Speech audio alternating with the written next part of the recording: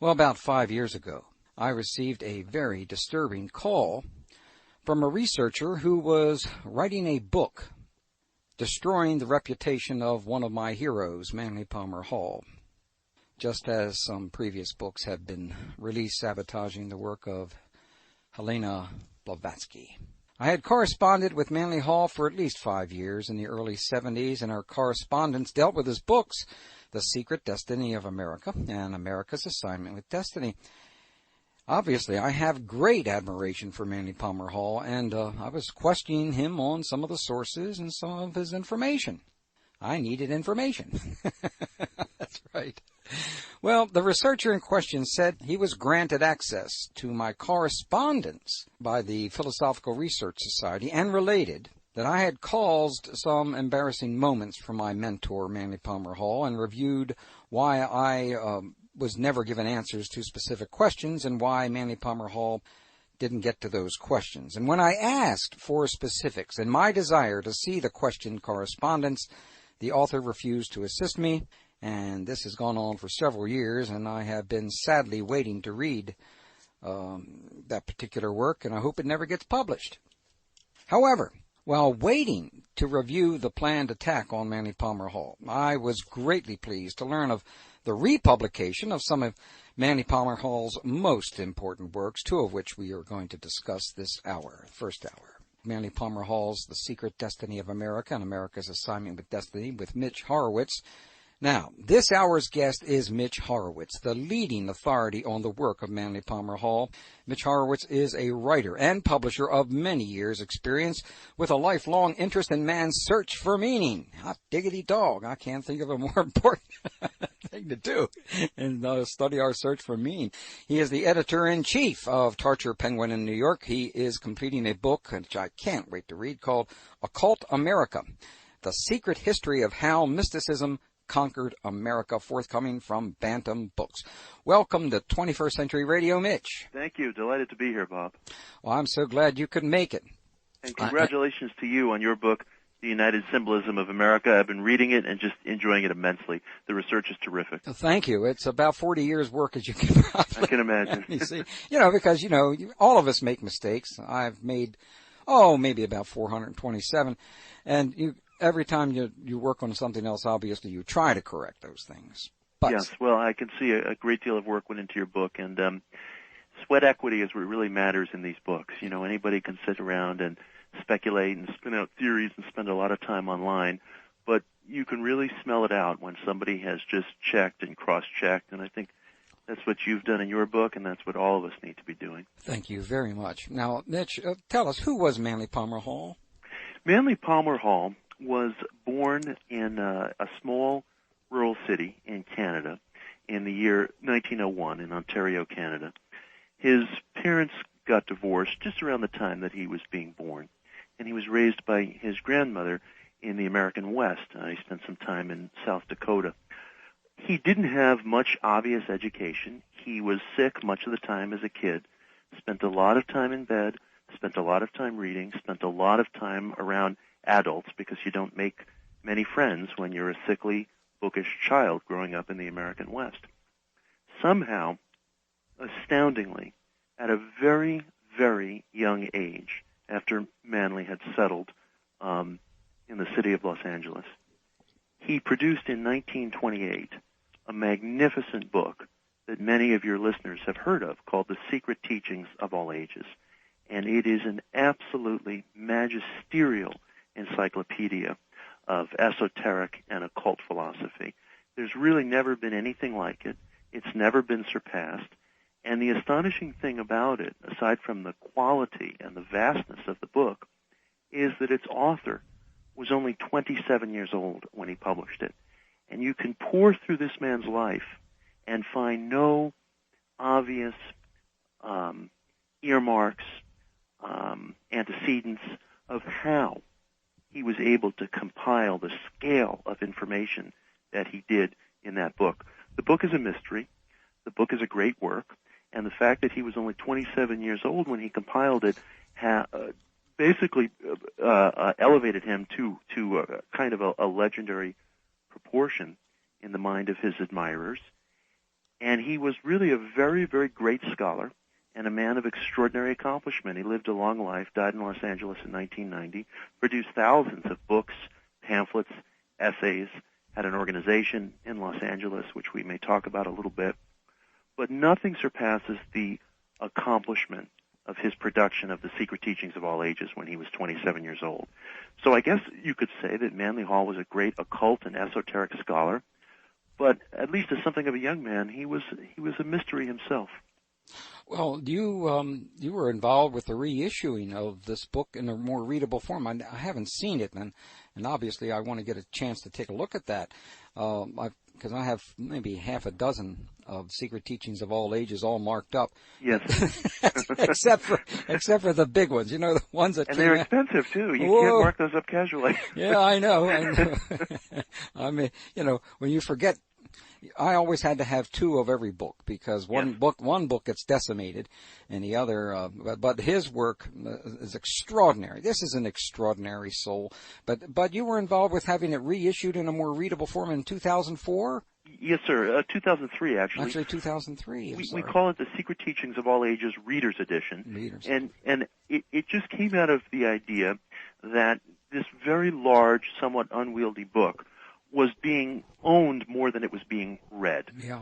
That people would procure it because it has such a legendary status, but the interior design is so dense and so difficult on the eye that it really could serve as a barrier to the reader. So I said to myself, what would happen if we sat down and we completely reset and redesigned this book, unabridged, as if we were starting over completely, not to replace the old editions, but to supplement them, to exist side by side with them. So we literally reset and redesigned the entire book. We did everything we could to bring very, very high production standards and aesthetic standards to it. This wasn't just a question of scanning something and resetting it into boring old type, but we really tried to give it the kind of epic design that Manley Hall would have wanted, but in a way that makes the unabridged text accessible.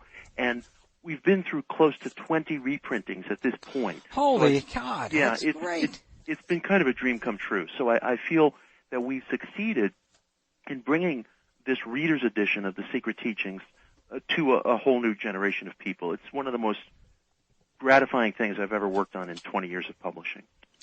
Well, thank heavens you did it, because, boy, I'm telling you, that was one of the biggest problems, was trying to read all of that miniature type. Yes. I've said to people, it could be like reading a page of Babylonian Talmud. Yes, I mean, that's really, what it was like. Yeah, it's that's very what it was dense. like. Yeah. Oh, yes. Well, why did Manley Palmer Hall believe that the downgrading of all systems of idealistic philosophy, I guess you might say that's more along the lines of perennial philosophy, yes, and the deeper aspects of comparative religion were such a great threat to planetary consciousness? Well, it's funny. When Manley Hall first began working on the Secret Teachings of All Ages, he was living in a time almost exactly like the one we're going through now. He completed this book just at the start of the Great Depression. He lived through the 1920s as a very young man, and he saw that American society had just become hell-bent on materialism. Procuring money had become the motivating principle of our society to a very great extent. And then the stock market crashed, and everything that everybody believed in, which was material success, seemed to come down around them. And he felt that we as a society, with exceptions, were becoming ethically illiterate, and that we were downgrading the religious systems, the ethical ideas, the philosophy of antiquity. It was being downgraded by scholars into a kind of very humdrum materialist philosophy that was taking out all the mystery. Manley Hall believed that there was an ancient perennial philosophy that was older than all of our religions, that was older than all of our ethical philosophies, and that saw man's inner development as being the highest aim of life. He believed that America was founded as a vessel for that inner development, but that the materialism of our society and the financial crash was blinding us to what we as a nation were really here to do. not exclusively, but first and foremost. So he believed that idealistic philosophy was dying.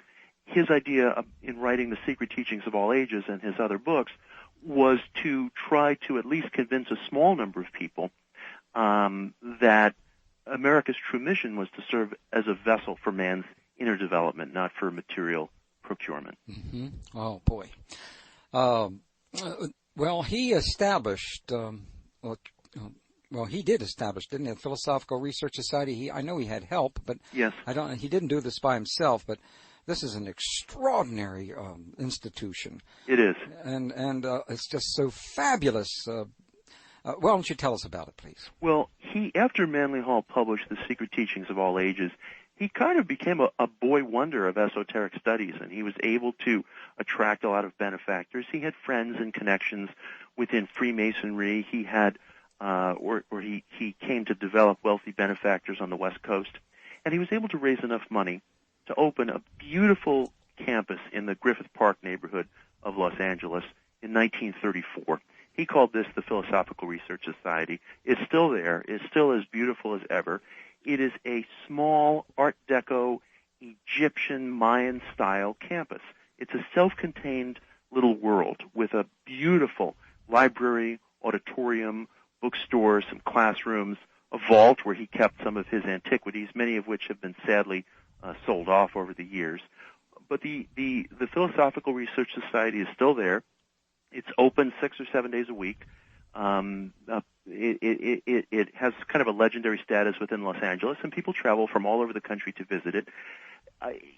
Manley Hall, he had a lofty way of viewing things sometimes. He saw the Philosophical Research Society as being a kind of rebirth of a Pythagorean mystery school. I'm not sure it ever attained that status, but it became a really, really wonderful place for the independent study of esoteric ideas.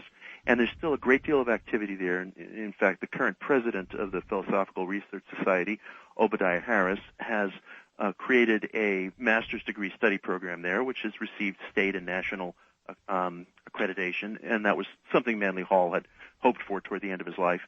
So he founded what really endures as one of the first and the only esoteric master's studies programs in the country. And it's a lovely campus. I mean, it really looks like something that you're just not accustomed to seeing in this world. The style is Mayan, Egyptian, Deco, and it's quite beautiful and easy to find in the Griffith Park area of Los Angeles. Now, that library I know it has books within it that Library of Congress certainly doesn't have.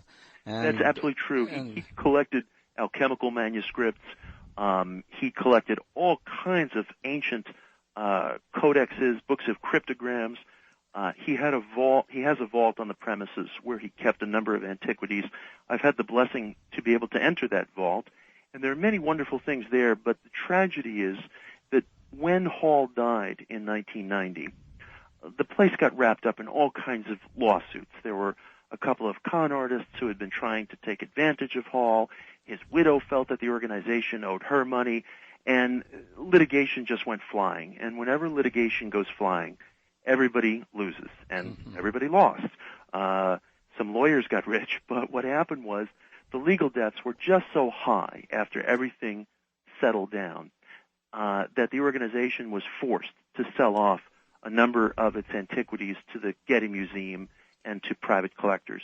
So there are books of alchemical philosophy, books of occult philosophy, early printings of the Bible and other sacred works that had once been available in the library and in the vault, and they're no longer there because people went kind of crazy over money after Hall's death. It was exactly the kind of thing that he spent his life preaching against.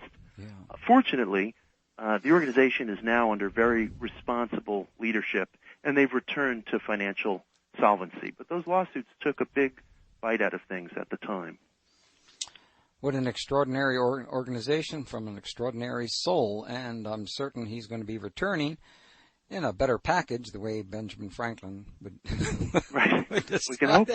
In a better publication. I'm just telling you, it's just amazing what this man had accomplished. And that's one of the reasons why I'm just hoping that the the fool who has decided that he's going to be bringing down someone like this is as I hope the guy has nothing but bad luck. Now, I apologize for that, friends, but it's the way I really feel. This is the jealousy, the rage that I heard within this person's voice, the fact that he thought that he knew of stuff that I was totally unaware of. I was aware of all that. Manley and I had no problem at all in discussing things that we didn't agree on. That's all, and that's any great scholar allows it. It's they don't expect you to just swallow what they say. That's right. Manley P. Hall was never afraid of debate. He believed in debate. He believed in transparency, and he also believed that two people could disagree and still be perfectly civil towards one another, still get along, still be colleagues and companions. The problem is people, what was it Emerson said, every institution is the shadow of one great man. But the people that form the nucleus around these great men, they want to elevate them to a godlike status. They want to either project their image in such a way that would present them as a saint, or if they get disappointed in some way or another, they want to, knock them down like an idol that let them down. But we have to see Manley Hall for who he was. He was a great scholar. He was an independent mind, and I have no doubt that you and he and many other people found many, many areas where they converged and agreed, and where they disagreed. That's part of what we're here for. We discuss, we debate, we have transparency. That's right. Yeah. Well, we got to take our first break here of the hour with our guest, Mitch Horowitz, Editor-in-chief of Tarcher, Penguin, and editor of the new edition of Manley Palmer Hall's The Secret Destiny of America and America's Assignment with Destiny. Go to Mitch Horowitz, HOROWITZ.com. Hello, this is Stanley Krippner. I'm professor of psychology at Saybrook Graduate School in San Francisco on behalf of 21st Century Radio, run by Dr. Bob Hieronimus, and I would certainly encourage listeners to stay tuned because you will hear things on 21st Century Radio that you'll hear nowhere else on the airways. Mitch Horowitz, HOROWITZ.com. Mitch, tell us, no. How did Manley Palmer Hall see the democratic tradition preserved by secret societies? Well, Manley Hall believed that secret societies were formed during the Reformation and in earlier ages to avoid church persecution. He believed that Europe at a certain point became almost a kind of religious police state where the church sought to insert itself as an intermediary between the individual and the search for truth. So, people with democratic and ecumenical ideas sometimes went underground. They sometimes formed secret societies. They might have called themselves Rosicrucians. They might have called themselves Freemasons. They had some other associations, and he believed that the ideas that these secret societies sought to preserve were not malevolent ideas. These were not conspiratorial ideas in some negative sense. They were very humanistic ideas. They were ideas that extolled the cause of human liberty. And he believed that through the currents of the Reformation and the Enlightenment, a lot of these ideas traveled the trade routes to America, and that many of the people who founded this country, he refers again and again to Washington and Franklin, both of whom were Freemasons. Not all the founding fathers were, but those were two associations. That through these figures who wrote our Constitution, wrote our Declaration of Independence, you find principles that had gone underground and had been protected in secret societies in Europe during the 1500s, during the 1600s. These ideas and principles, as he saw it, blossomed in America. America was a country that was seen as a protector of religious liberty and of the spiritual search, and that is the secret destiny of America. Yeah, indeed. He was a visionary, and he knew about the importance of enlightenment, age of enlightenment, and separation of church and state, because many of us would still be suffering from that same particular problem. Now, what was the new identity? Because when I say he was a visionary, here's another area in which he was extraordinary. The only person I was reading at the time, about 40 years ago, that said Christopher Columbus has a new identity. Yes. And right now we're in the midst of just this information coming out concerning the various. Could you tell us a little bit about that? Well, it's extraordinary. I mean, here Christopher Columbus is one of the most formative figures in the history of the modern West, and we can't even figure out his birthday. These people become so familiar to us through the repeat referencing of their name, through their pictures in the encyclopedia, through this exhibit or that exhibit in a museum, that we come to believe, well, we understand, Christopher Columbus, born in Genoa, sailed the ocean blue in 1492, and we repeat these things as if they tell us the whole story. But the fact is, we're not actually sure of Christopher Columbus's lineage, whether he was Genoese, whether he was Greek. We're not entirely sure of his parentage. We're not entirely sure of his birthday, of his political connections, of his religious affiliations. There's some scholarship that points to the fact that he might have been a Marrano, which is a Spaniard of Jewish descent who had to hide his Judaism from the Inquisition. There are questions about whether he belonged to some of the secret societies, if we want to put it that way, that we were just talking about. Christopher Columbus is a very unknown man to us. We know the name, and we can identify some of the names of the ships and the dates and so on and so forth, but he is a figure about whom we know very little. Manley Hall in The Secret Destiny of America asks some questions about whether Columbus had imbibed some of these ideas that went underground in Europe, and whether he was much more than a tradesman with a lust for travel, but he was a kind of ambassador of Freemasonic and other ideas of religious liberty that he had hoped to bring to the New World. Now, when you read about Christopher Columbus in The Secret Destiny of America, Manley Hall raises more questions than he does present answers. But what he does do, Hall's writing serves a very important purpose in that it highlights the fact that we actually know very, very little about this most familiar figure, Christopher Columbus, who we learn about from, grade school on. He's a figure of mystery. No doubt, but one of the things that I just loved about his work was his discussion of his cipher, of Christopher Columbus' cipher, and lo and behold, within recent years, books have come out on the Codex 632, yes, and others, not just that one, but others, which basically they claim, been able to crack this particular cipher. And again, Manley Palmer Hall was excellent in the area of cryptology and cryptograms and that yes. type of thing.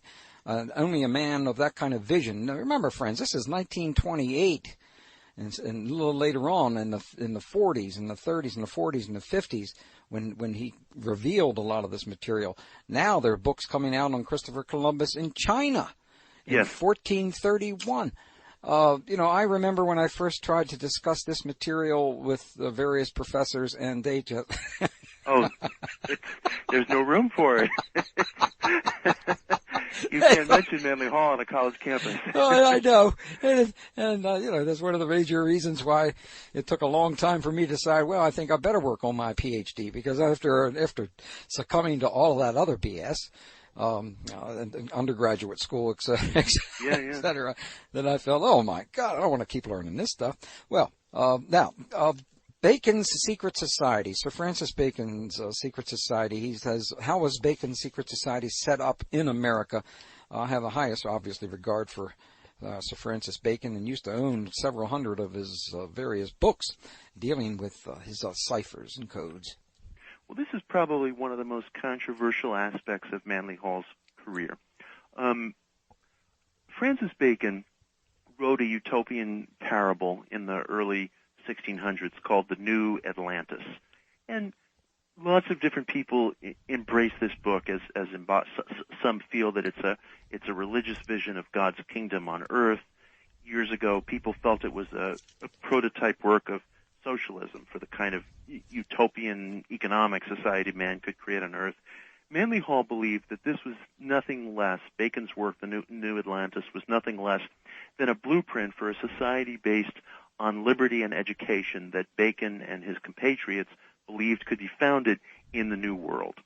Manley Hall believed that, in a sense, the New Atlantis was a cryptogram. It was a codex. It was a book of symbolism that laid out the plans for the democratic secret societies and philosophies that Bacon and his compatriots, like Sir Walter Raleigh, hoped would unfold in America.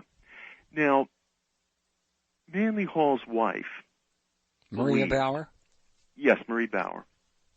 She wrote a very rare book called Foundations Unearthed, and she believed that here in America, in the town of Williamsburg, Virginia, a vault had been created that buried Francis Bacon's manuscripts, blueprints, essentially all of his plans for the kind of great society that would be founded in America.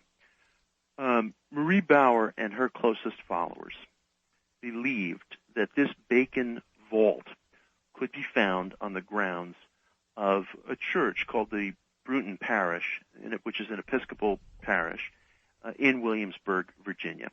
And she and some of her colleagues, over a course of many years, conducted occasional digs on the grounds of this Bruton Parish. In the 1990s, a couple of followers of her ideas were arrested and, I believe, prosecuted for trespassing on the grounds of this church where they were conducting what amounted to an illegal dig. The Bruton Parish, they're just an Episcopal church that sees themselves as in the business of saving souls, and they don't seem to want anything to do with any of this. Mm-hmm. But she did write about this and did pinpoint this parish as a place where she felt the Bacon vault was buried.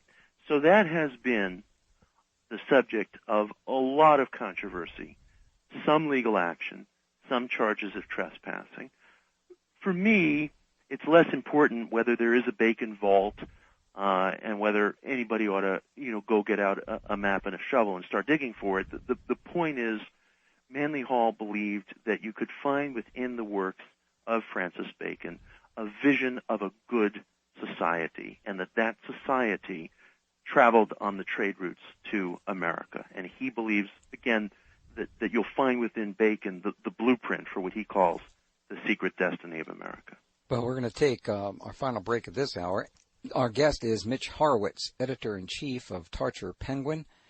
Hey, I wonder how's Jeremy Tarcher? He's doing well. He lives in Los Angeles.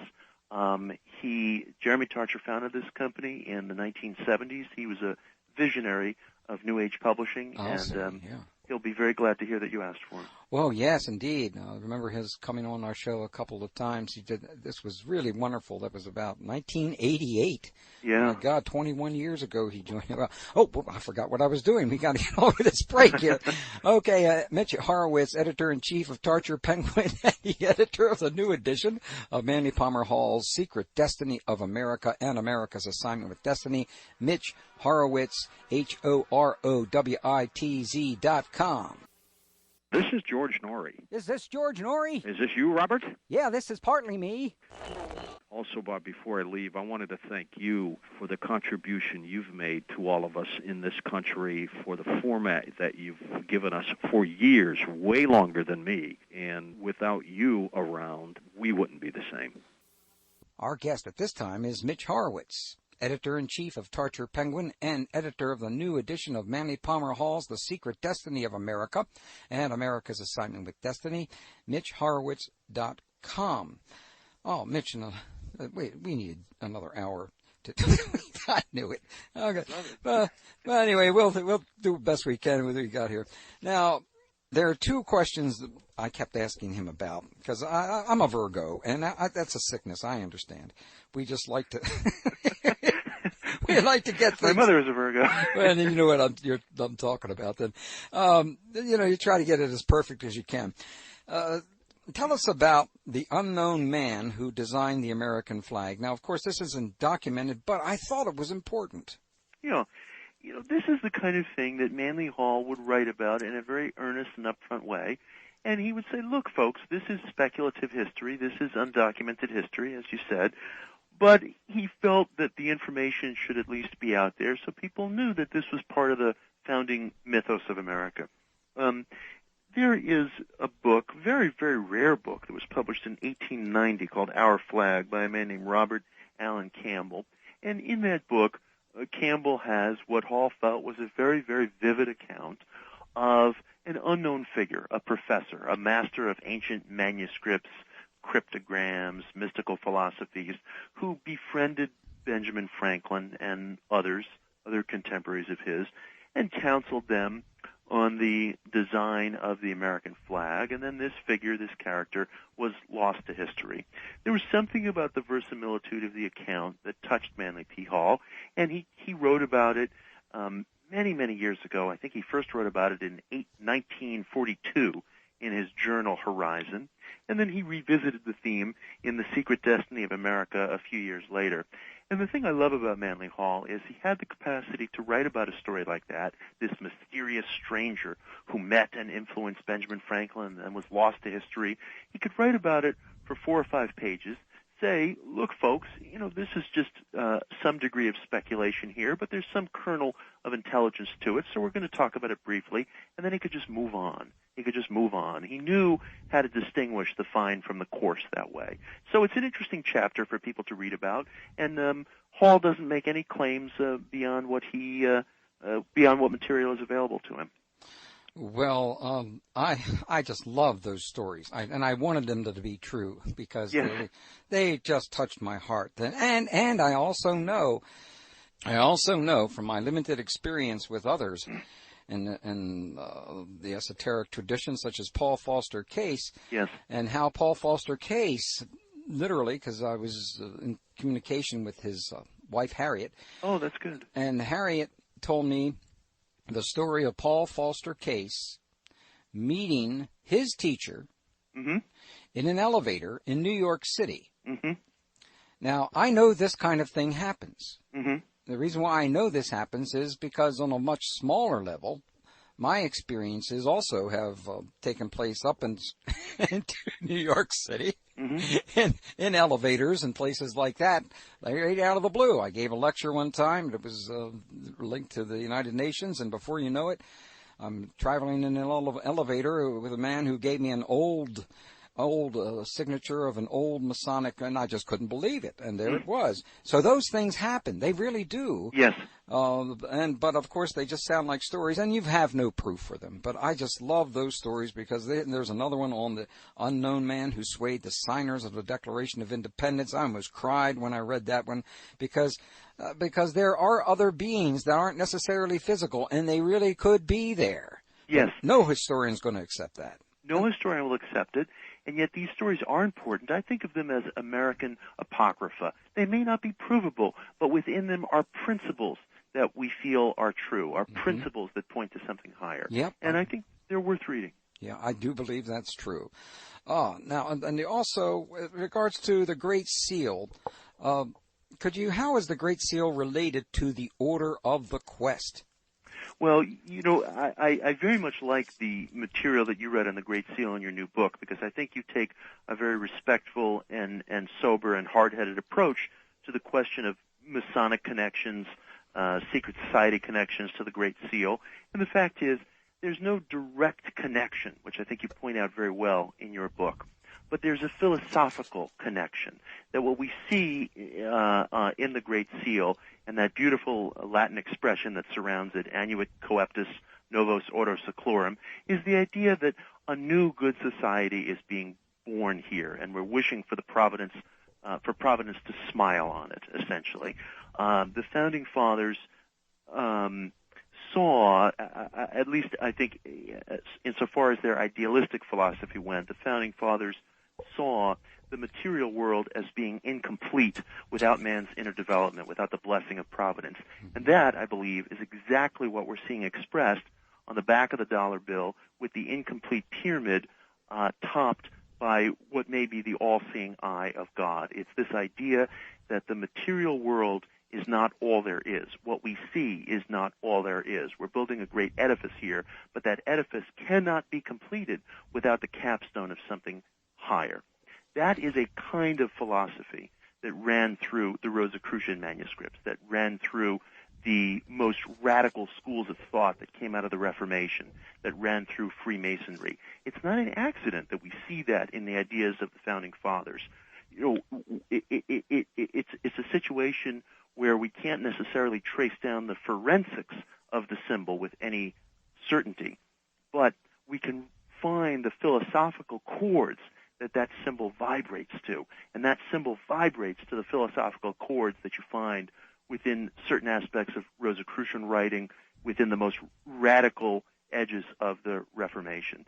So there's a reason why that symbol attracts our attention. It's a very powerful symbol, and it embodies very beautiful ideas. Well, you did a beautiful job on the front cover of Secret Destiny of America. I mean, in putting the reverse of the Great Seal in color against the weathered, almost, well, it's the kind of weathered-looking piece of parchment. And I love the spine because that spine, again, with the miniature pyramid in the eye and the triangle in color, just gorgeous, just gorgeous. I mean, Thank you. There is no, friends, there is no other. When you see the reverse of the Great Seal on the back of the dollar bill, that, in my opinion, is one of the most beautiful etchings of it. But what was done here on the cover of this book is that it was colorized. Yeah. And it is fabulous. It's just fabulous. And because the guy that obviously designed this particular logo, our Great Seal, Mr. Weeks, he was also a Freemason. Now, that's as 1935. That's not the beginning of 1782 to 1776. But it's just extraordinary. I love looking at that spine, and I'm sorry I wasted so much time on that, but being an artist, I can't help it. No, I appreciate it. I mean, we've really tried to repackage Manley Hall's books as if they're being published for the first time today. Well, he loves this. I can just tell. I mean, he's around. You know he's around. He must have been around you. I knock on wood. I mean, I'll tell you, when the complete manuscript of the Secret Teachings of All Ages, we reset the entire manuscript, as I mentioned earlier. When that arrived on my desk, it stood almost 2 feet high, and just a shiver went through me to feel that I was looking at a book back in manuscript form that was so mysterious and such an epic of history and scholarship. I got a few chills while I was working on that. Yeah, I bet you did. But, you know, it's the kind of work that reminds me of some of the experiences of. You sound like one of Sir Francis Bacon's secretaries. I mean, you know how many he had? Yeah, 60. Yeah. He was dictating all the time. Well, okay, I got one more question, and tell us a little bit about the German pietists in Pennsylvania, because this is another particular topic that Manley Hall has opened up for all of us. Yeah, I appreciate that. He writes beautifully about the German pietists. I think there's one area where he loses sight of something, but to put it in a nutshell, the German pietists were a group of very devout, mystical Lutherans who traveled from the Germanic-speaking regions of Europe that had been just devastated in the 30 Years' War by the mid-1600s. And many of these people were people of mystical inclination who fled these very demolished lands that the 30 Years' War had just laid waste to. Well, unfortunately, we're not going to have time to get to the rest of that answer, friends. So you're going to have to get a copy of this book, Secret Destiny of America, by Tarcher Penguin. And thank you for joining us, Mitch. I look forward to reviewing your upcoming book, Occult America. I understand it's going to be out in September 2009. Yes. It's called Occult America, The Secret History of How Mysticism Conquered America from Bantam. Very unique stuff. Congratulations. Thank you, and I'll give the full answer to your question in the book Occult America, which is out in September. Thank you. Hang in there. We'll be right back. Next hour, we'll be joined by James Wasserman to discuss his just-released The Secrets of Masonic Washington, a guidebook to the signs, symbols, and ceremonies at the origin of America's capital. courtesy of Destiny Books. 21st Century Radio is produced by Hieronimus and Company. Our executive producer and research assistant is Laura Kortner. And I'm Dr. Bob Hieronimus. And remember to sit up straight.